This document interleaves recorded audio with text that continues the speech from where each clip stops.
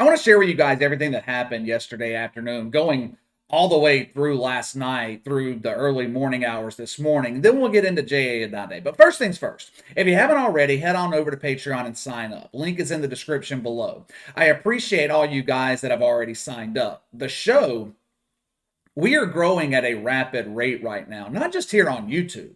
The audio version on Spotify, iTunes, all those platforms, it's growing. The stats on Rumble are unbelievable. Yesterday on Rumble, I had over 500 views. Now, I know that's not many. We get that here on YouTube in like an hour. But to just be starting out on Rumble, I thought 500 views in a day, I thought it was pretty impressive. When I was starting out here on YouTube a couple of years ago, it took me weeks to get 500 views. The support from you guys has been amazing. Yesterday, my video on the Olympics, Mike Tirico, Savannah Guthrie, it was live for about 15 minutes. The first time I tried to upload it yesterday, the IOC hit me with a copyright strike. They would not allow the video to be published. I had a clip of Mike Tirico in it. It was over a minute long, so I said, okay, whatever, no big deal. I'll just remove that clip. So I did, edited the clip out, re-uploaded. Everything's all good. Everything's all good. Published the video. I'm walking into the bar last night. Boom. Get an email. The IOC forced YouTube to take the video down. Another copyright strike. I was pissed off about it. I went back and forth with the IOC last night explaining that the clip was clearly fair use. I have dealt with ESPN, Fox Sports, CNN, MSNBC. I have dealt with all these media outlets in the past. I have never had any of them deny me using one of their clips. The IOC was the first one to do it. Finally, at 2:30 this morning, the IOC decides to release my video. It's finally live, so if you missed it yesterday, go check it out. All right, let's go ahead and get into JA Adande. I appreciate you guys emailing me about this last night. I swear, I think it's become a requirement at ESPN that if you're going to be an on-air personality at ESPN, you are required to be a dumbass. First of all, what have I been saying for months now? I've been saying it all week, too, about the NFL. The mainstream media is on a mission to take down the NFL. They are working their ass off to change public perception of the league. I'm going to show you another example of that here in just a second with JA Adande. I don't think we have ever talked about this dude before on the channel.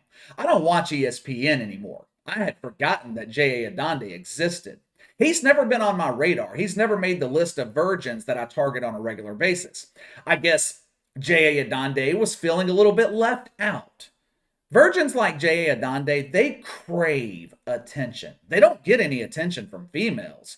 If JA Adande saw a naked woman live and in the flesh, he would explode quicker than a Molotov cocktail at a Black Lives Matter riot. There is this competition going on at ESPN to see who can be the most woke.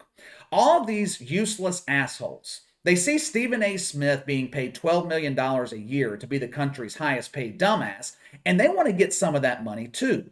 Look at me, ESPN. I too can be stupid. I too am willing to go on national television, compromise my integrity, and completely humiliate myself for monetary compensation.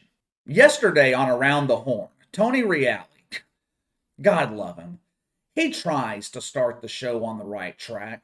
He talks about the genocide in China and how the CCP sent a gigantic virtue signal to the world by having a Uyghur Muslim light the torch. You know, common sense stuff. But this is ESPN. Land of the lost, land of virginity, land of the woke. We can't have common sense on this network. We might risk offending the 35-year-old non-binary fat guy who identifies as a kangaroo. After Tony Reali opens the show with common sense, JA Adande steps in and steers the Titanic directly into the iceberg. See for yourself.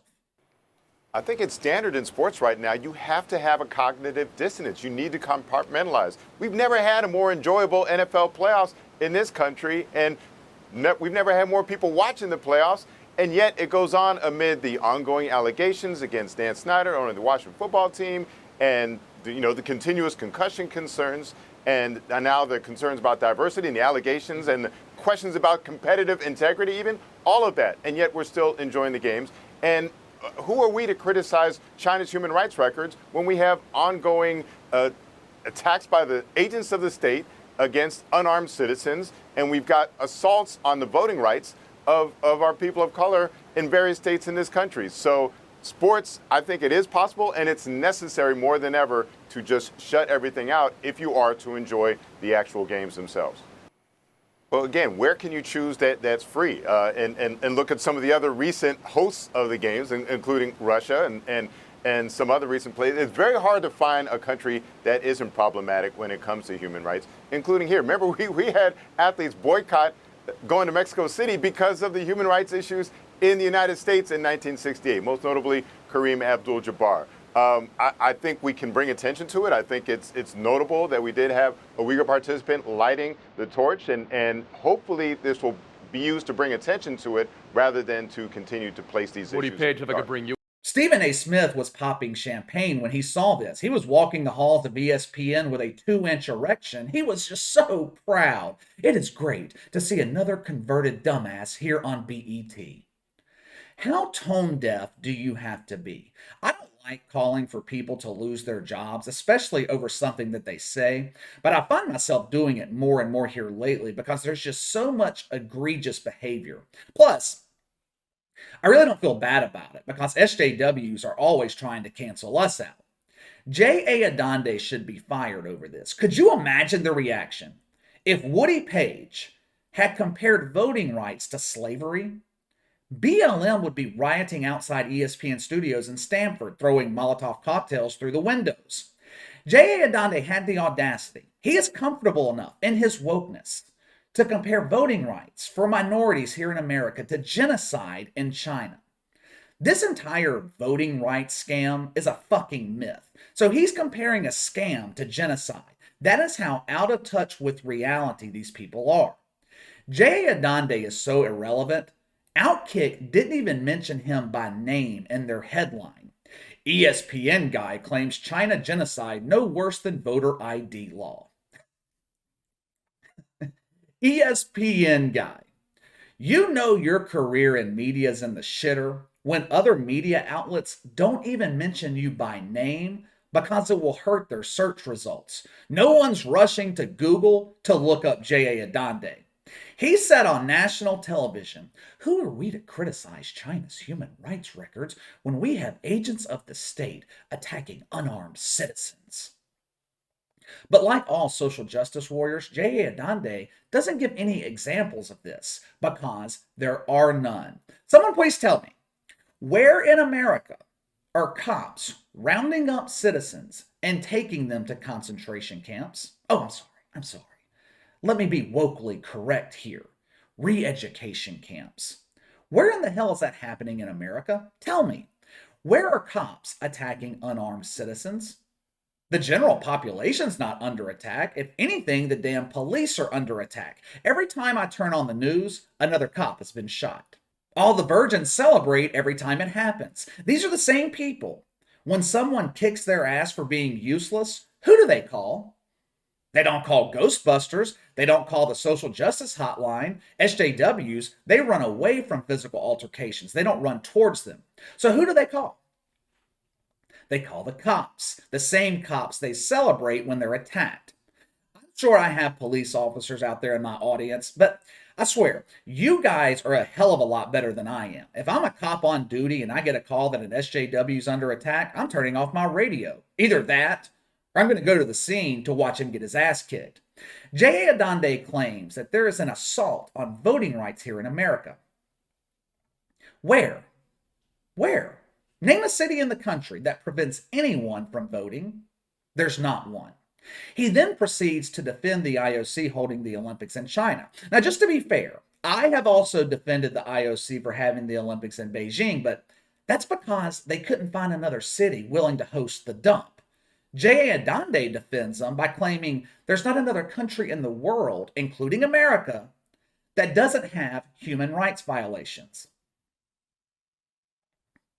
Now, to his credit, he actually does provide an example this time. That's rare with social justice warriors. Usually they only bitch and complain. They don't give examples to what they're complaining about.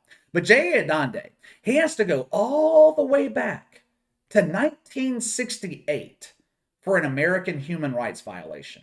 These people are just so clueless. Since JA Adande, since he loves China so much and can't stand the oppression here in America, why doesn't he just jump on a plane and go live in Beijing?